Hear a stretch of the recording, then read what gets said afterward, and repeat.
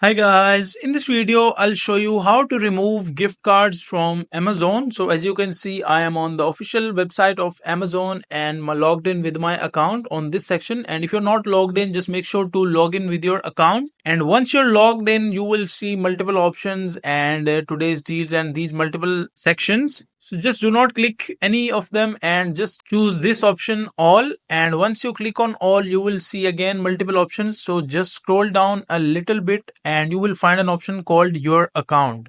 Just click on your account and it will take a few seconds to load and take you to the next page. And once you're on this page, you will see multiple sections in your account section. As you can see, login and your orders, prime, gift cards, your business.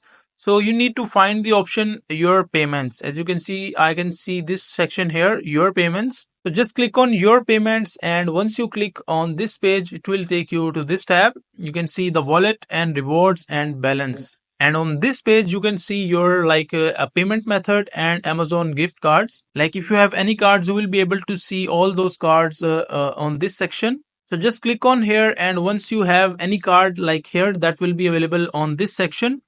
So just choose that card, and once you choose that card, click on remove, and that is a simple and easy process of how you can remove Amazon gift card from your account.